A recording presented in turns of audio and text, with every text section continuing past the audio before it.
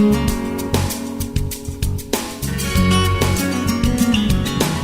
everyone, and welcome to another episode of Enlightened Entrepreneur. Today's interview is sponsored by World Outsourcing Solutions, a company based right here in the United Kingdom and specializes in providing virtual assistance to business owners here in the United Kingdom and around the world.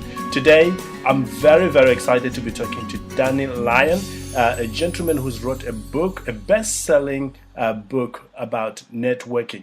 And this topic alone, if you're a business owner and you want to spread your wings and do great things, you have to listen in to what Danny has to say about networking. Now, before we introduce Danny, here is what other people have to say about Danny. Danny grew up in Barons, Alberta, Canada, which is a very small town of about 200 people. And he has worked in telecommunication for over 20 years and has helped many business owners network properly and do what they need to do best if they have got things covered. So, welcome to the call, Danny. Thank you. Thanks for inviting me. Incredible. We're so pleased to have you on the show so that we can help people, avoid the three common mistakes that business owners make when they are networking. So, to get us starting, Danny, tell us a little bit about yourself. Okay, so I am from a small town of 200 people, and that's actually the source of my understanding of business and commerce. I got that right on Main Street, Barons. I come from a family, business-owning family, and so my mother, in fact, actually introduced me to how to do the books for the business when I was in my teenage years. And so I was always enamored with business and what it took to make a business successful. And that experience up and down Main Street was also what got me interested even in telecommunications. So I was in telecommunications for 20 years, and then I always wanted to be in my own business, and I chose franchising to do that. And so when we came back from, we were over in Bangkok, Thailand for 4 years, and we had 3 young children, and we decided it was time to start a business. And so we chose a non-food franchise called Mailboxes, Etc. Right. And we opened that in July of 1996 in the city of Lethbridge, which is 30 miles down the road to where I grew up. And at that time had a population of about 60,000, and we chose to open there. And then a couple of years later, we had the opportunity to open to buy the area franchise rights to help people go into business for themselves inside the province of Alberta and Saskatchewan. So I've been helping people get into business, and in particular into the franchise business of Mailboxes, etc., which is now called in North America the UPS store. I've been helping them since 1998. I'm also married. I have 3 adult children. Maggie is 20, and she's backpacking through Australia right now, working as she goes. And Wow. My middle guy, David, he owns his own business here in Calgary, Alberta. And then my oldest son, Tommy, who's 24, he plays professional volleyball in Sweden. And so that's a little bit about me. Wow. You spread across the world now by the sound of it, Danny. Mm-hmm. Incredible. Yeah, great calls from down under and getting calls from Europe for Tommy giving us updates. That's wonderful.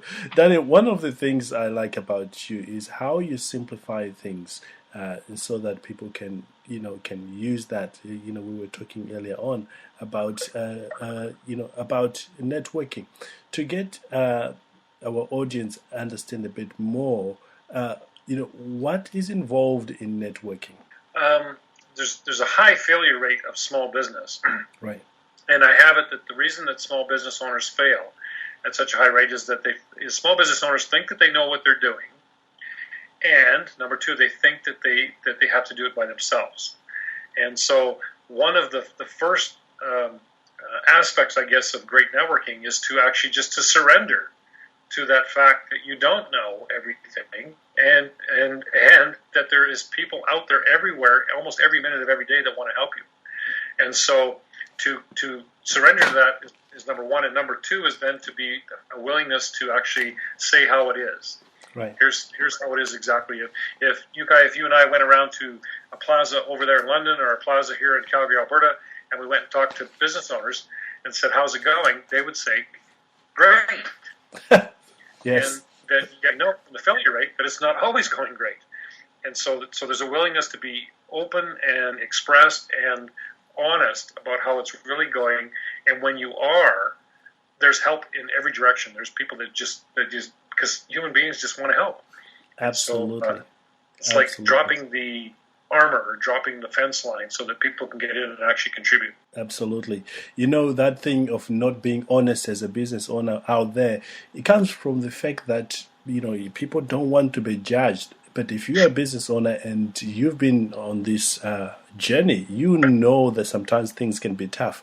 You know, just rising above that and being open to what you just said, that you don't know everything, you know, will set you free and you'll be able to reach out to other people and get the help that you need. Absolutely. Yeah. One of the distinctions of being human being is that we want to look good or we don't want to look bad. Right. And once we give that up, that's when the most help comes. That's when the most contribution of others comes. Yes, outstanding. Let's talk about you in the business first before we go and talk about the errors or the mistake that people make when it comes to networking. You as a person, you know, you have run your business for how long now? I've been in business for myself for just over 20 years now. Yes. And I've been putting people into business for themselves for 18 years. Wow, that's incredible. And during that time, you know, what would you say are the common roadblocks that people face or that you faced when you were getting started? I think the biggest roadblock is the disbelief, if that's the right word, the disbelief or the non-awareness or the non-admittance that how the business is exactly how you've created it. Right. And instead it's human nature that we'd like to, you know, here we are, and then we'd like to say it's the landlord's fault or it's the economy's fault or it's, in the case of franchising, it's the franchisor's fault, right? Or it's the supplier's fault. And putting blame on everyone around us as opposed to just having the look in the mirror. And my experience has been in business owners that have turned their business around and skyrocketed the opposite direction to where they were going is that they had that long look in the mirror. Yes. And got very present to the fact that how it was is how they created it. Yes. And that they could create it in a totally different way. And I had that experience in my business life as well, right? Why? Oh, woe was me. And then I just got that I was the man, right? I was the guy, and I created how it was, and I could create, or I created how it is, and I could create it how it will be. Incredible. I think it's a liberating factor when you take ownership of the things they are. I remember there's a great quotation by George Bernard Shaw that goes something like this: the people that get ahead in life are the people that get up, look for the set of circumstances they want, and if they can't find them, they make them, or they take the responsibility to make the way they want it. I think it's quite liberating that, Danny. Yeah, it's almost like a freedom. The minute that you say that you're responsible and that how it is how you created it, yes, and that you're the cause in the matter of how it is, and you can be cause in the matter of how it will be, yes, it's like freedom. It doesn't seem like it should be, and we avoid it because in the realm of looking good and not looking bad, that doesn't exist. But the instant that we say, wow, if I'm the one responsible, it's so much easier now because I don't have to rely on the blame and complaining. Right? Absolutely. Absolutely. And, you know, successful people take it upon themselves. You hear the saying that self-made millionaire. You know, you never had anyone say self-made poor. No. You know, we take credit when it is good, but when it gets bad or bumpy, we want to put it on anyone else. But if you and I, as a business owner, you know, take it upon ourselves and say, look, it is what it is. I'm going to change it. I'm going to create it the way I want it to be. Absolutely wonderful. That's so awesome, Yeukai. That reminds me of a time I had a franchisee who was struggling. Yes. And no matter how much we contributed to him and tried to help, it was, you know, he was not changing. Right. And then he was quick to blame everyone, and including me. And then 1 month he had just a fantastic month. And so I called him and I said, "Hey, you didn't phone to congratulate me." And he says, "Why?" And I said, "Well, because if all of your bad months are my fault, then your good months must be my fault as well." And he hung up the phone. But you're right. People want to take the credit when it's good, and they don't want to take the credit when it's bad. It's somebody else. Absolutely. But as a business owner, if you're listening, the moment you learn to take credit for both the good and the bad, you position yourself as a leader, which other people will look up to, because that's what life is all about. Well, that's fantastic you said that, because that's really what it is when you are willing to be responsible for how it is how you created it, good or bad. You're correct. People will look up to you. That's a distinct person that will take, will not worry about the not looking good, and will actually take on that. How it's not going well right now, and I'm the one that created it. Wow, that's the person that I want to get to know better. Absolutely. This is wonderful. Looking back, I know things are different now, how you're marketing your business, but there are business owners in our audience today who are, just starting out, maybe doing a business online or whatever they're doing. How did you get your initial client, and what are some of the lessons you've learned from the people you've helped, over the last 18 years on how to get your initial clients? Okay, well, starting from the store level, when we opened our store in 1996, one thing inside, for any of the listeners that are in a franchise or thinking of going into a franchise, people asked us what our success was, and we used to tell them that we were just dumb, which meant that when they said do something, it was their system. We paid to follow their system, so we just followed their system. Right. And that was the key to our success. In the realm of putting people into business, that's the same thing that I offer to them. If you're going to come into a system, then basically come into the system. So the way we found and follow the system. So the way we found our initial customers was we based it all on extraordinary customer experience. Excellent. And so we built a plan right from the start that my wife and I would go and introduce, basically tell people where we are and what we did, not sell anything. And the intent was to bring everyone in the city to our store, and then once they were in the store, our staff had the mandate then to offer them everything and create and contribute and do whatever it would take to satisfy the customer. Yeah. So inside of putting people into business and marketing coming in, being your own business owner, we did along the same lines. So when I meet with people that want to be in the business, I'm very straight with them on what it takes and how the system works, and to make sure that they are the right fit for it, as opposed to so I have a saying, Yeukai, where if any business is focused on the money, then they're set up for struggle. And when they're focused on an extraordinary customer experience, they're set up for success, because it's the customer that has all the money. And so just get off of money and get on to customers, and the money comes by itself. And so inside of interviewing people that were interested in the franchise, I just made it very clear that I didn't want their money. Right? I wanted them to be very clear on what it took to be successful inside the system, and then be successful for a long time, because that would generate money for me forever, right? And so it wasn't about the money, it was about them being successful and having their family satisfied and happy with all the dreams that they wanted around the business. And that's what we focused on. Absolutely. And does it always work? No, but at least that's the discussion that happens right from the get-go when people are looking at the business. Incredible. Still following up on that, Danny, how has that changed over the years? Are you still using the same ethos, or there are some new additions? Yeah, so that's a great question. So how it's changed over the years was, if you were looking at this business, say, even 15 years ago, you and I would have a 3-hour conversation of mostly me talking. Right. And how that's changed over the years is now we have a conversation of maybe 45 minutes or an hour, and that whole session is finding out about you and what you want and what goals, dreams, and desires you have about being in business for yourself, and whether those can be fulfilled with you coming into our franchise. Beautiful. So it's direct, it's shorter, and the most important aspect is it's about what I talked about. It's about the extraordinary customer experience. It's about the customer, not about me, not about the system, not about my great stories about what's happened in the past that don't really contribute to the person across the table from me.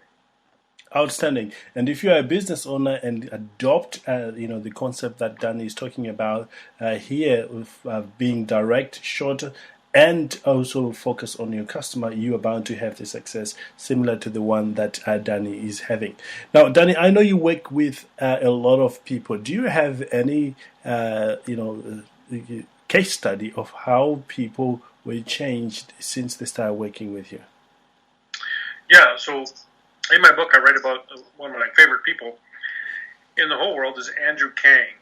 And Andrew was a store owner who was really, my experience of him had as a franchisee myself before I owned the area rights, was just a disturber at meetings. He was very unhappy. It was obvious that he wasn't having the success that he'd wanted. And I even told my sister one time, we were driving up, almost 3 hours to these meetings in Calgary. And I told her, I said, I don't need to go to these meetings anymore if Andrew's going to be there because he ruins the meetings. And then a couple years later, we buy the area rights, and it's now a requirement that I meet with the store owners every quarter. So I chose Andrew to meet with him because I figured he'd be the toughest because just the way I've seen him at meetings. And it was a great discussion, and he had the best set of books I've ever seen in a business. And he was just talking differently, and I got very clear on what happened. And what really happened was he had that look in the mirror that I mentioned earlier.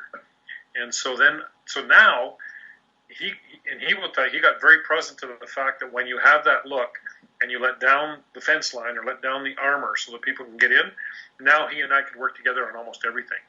And from throwing his keys away, which I didn't know that was the stage that he was at, he was going to shut his business down and just give the keys away. And he went from that to 2 years later being the top store on the Prairie Provinces here in Canada. And so it was quite a remarkable turnaround. He ended up being in the business for another 7.5 years, and he sold the store for a lot of money. And so he became one of my favorite, not just because we became good friends, but he became a favorite story of the turnaround, just simply because he became willing to take the contribution of from other people, and I think that's the key to almost all of the franchisees that would be in the top performers. They have a willingness to at least look at that the way that they are doing it could be I don't know if made better, but it could certainly be expanded on, and that other people's insights are a contribution. Absolutely. And that's what makes a successful business owner. Incredible. My mentor put it this way when I had a meeting with him. He said, look, reaching is a sign of humility. At first, I didn't quite get what he meant. And then he repeated it again in another session we had. And he said, look, you don't reach out, to get other people to help you. You're very proud. The moment he said that to me, I thought, oh, okay, I need to really look at that. But the moment I let my guard down and let other people come in and start receiving a new perspective on what I was doing, what seemingly difficult to me was a walk in the park for someone else. And by allowing them to come in and giving some ideas, we managed to take things even further than I was able to do it on my own. So something that you're talking, Danny, here, it absolutely works and makes sense to any business owners who are looking to explore that. Danny, let me ask you about marketing your business. Right now, as a business owner, how do you market yourself as a business owner? Okay, so there's always if you're networking yourself, then there's always word of mouth. Right. That's creating marketing. Right. Here's a guy you should talk to. Right. And so that's what people are saying. Hey, you want to be in business for yourself? There's this guy, Danny Lyon. You should talk to him. Right. And I use my name as an example, but it works for any business. Right. And then inside a franchise now, of course, we have people interested in the franchise, and so they will register into the database for more information on a regular basis. So I have that as a source. But what I find that only about 1% of the people looking at the franchise actually come forward. Right. And so inside of that, then the sources become yes, the people that go on the website and register, but definitely the networking, and one of the best sources for people interested in the business are actually customers of the business, and so that then comes through the franchisees, and so one of the best ways to expand and market your business is in being in contact with your customers, or being I want to say the word open and exposed, and just in conversation, engaging with your customers. And someday they may be the ones that buy your business, right? Because that's happened inside of our franchise, where a good customer has bought the business. Okay. So that's one of the best ways we market is through validation. And so if I don't have validation from the franchisees, then no one's going to come forward for the franchise. So we encourage the franchisees to talk to their customers, and if anyone's interested in the business, definitely put them in contact with me. And if any of them have an issue with the business or want to get out of the business, then definitely talk to me, because if it's not for you, then you should move on, right?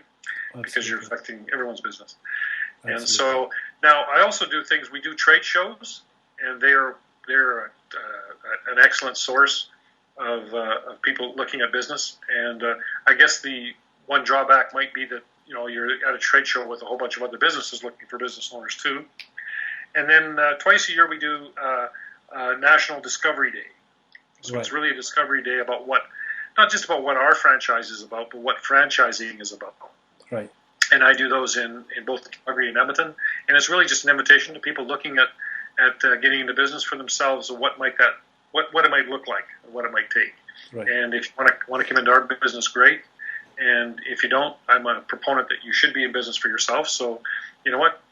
If you don't want to be in our franchise, let me know how else I can contribute to you and be a help for you, support. Incredible. Well, it's obvious you are the right expert for us, Danny, when it comes to building network.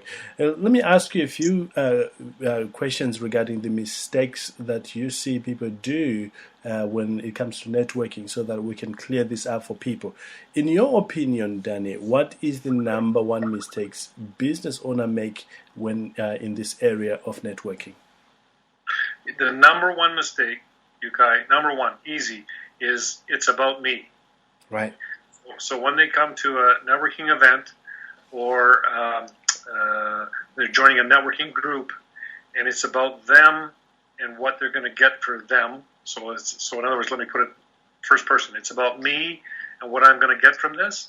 Right. That is the number one mistake. That's like closing all the doors at once, and people just don't want to be around that. When you were talking about your mentor and how you don't reach out, that vulnerability that you created, right, through his mentoring, is what is the key to success. Right. And so coming to a networking event and being vulnerable is what earns people's respect. Coming there and being about me, and it's only about me, and let me hand out a business card, and you should be doing business with me, that is the number one mistake, and that's what shuts it off from other people. Incredible. Yep. Why do you think this mistake is detrimental to any success when it comes to networking or getting business after all?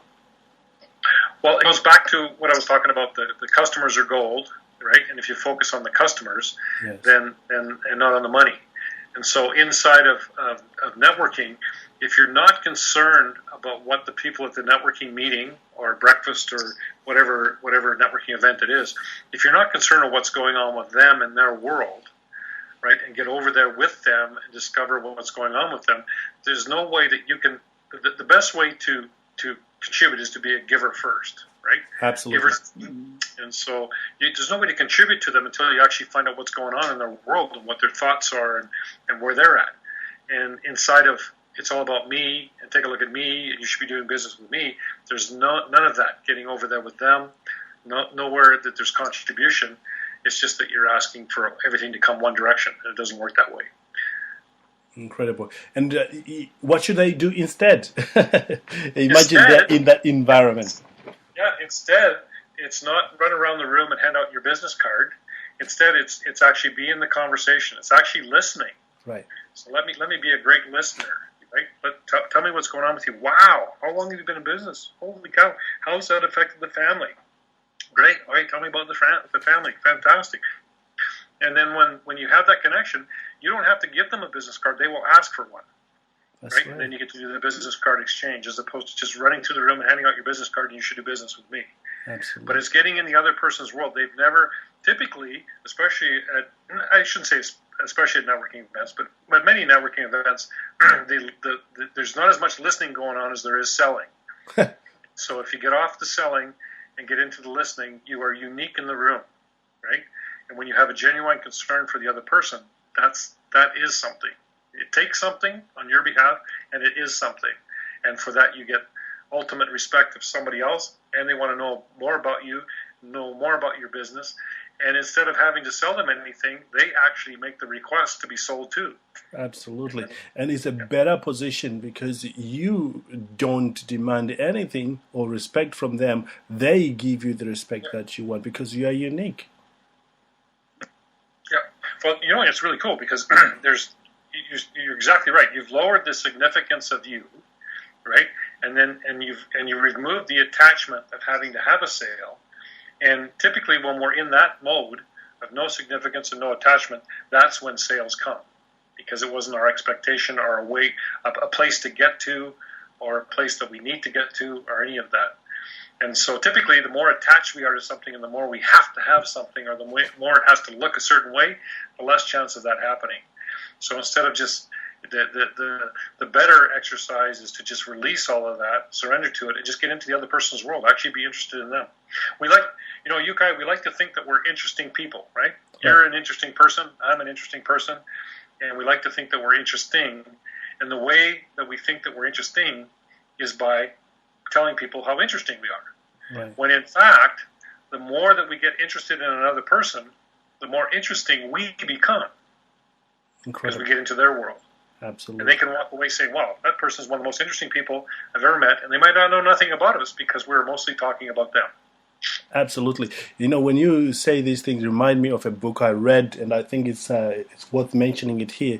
It's How to Influence People, How to Win Friends and Influence People. It's one of the old classic, but it talks about the subject we're talking about, and it's so true. When you listen and give the other one the significance they deserve, you will automatically gain their respect and potentially, gain their favor as a potential, customer of yours. Rushing through our time now, is there anything else or a major mistake that you see business owners, doing that they can avoid? Especially most of the time they don't know they're doing this mistake. What would you say, Danny? Yeah, so what I see in a lot of business owners is they're offered an opportunity to network, or they're offered an opportunity which could be a marketing opportunity they don't know, and it goes back to a business owner thinking that they know what they're doing, right? And they think they have to do it on their own. They make a judgment on whether that event would move them forward or not, when they have no way of knowing because they haven't been at that event yet, right? The event hasn't occurred.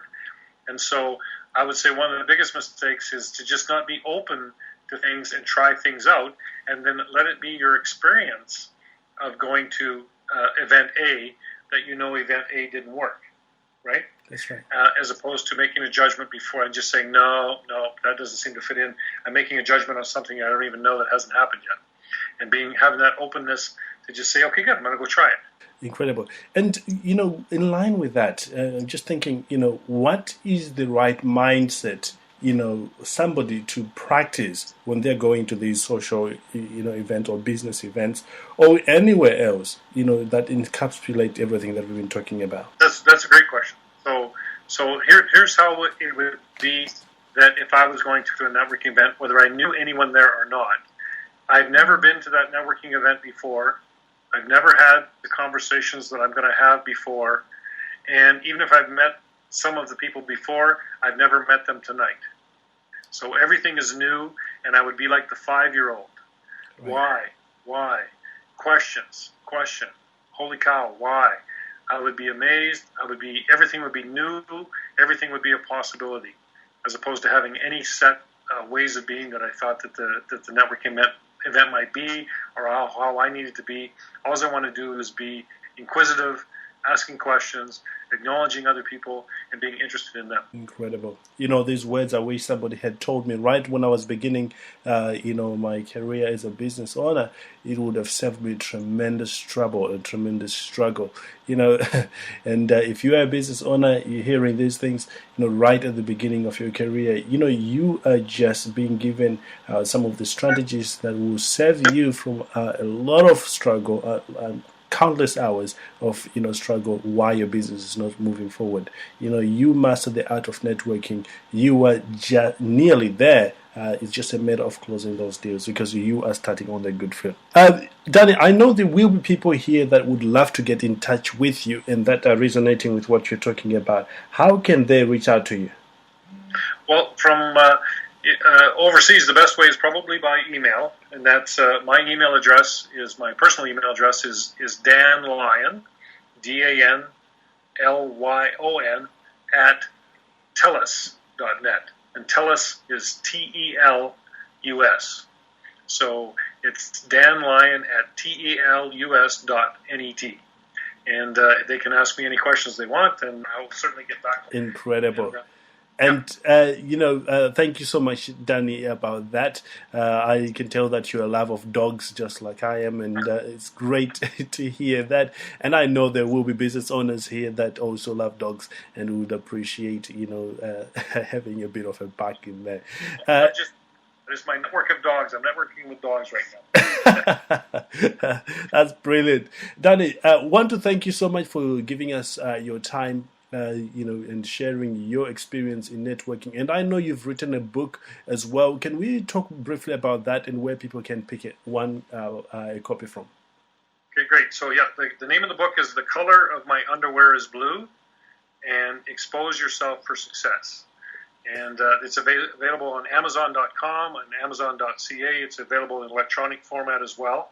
And the interesting thing about the book, Yeukai, is I use all of the sales of the book and all of my speaking fees to various business groups and business associations.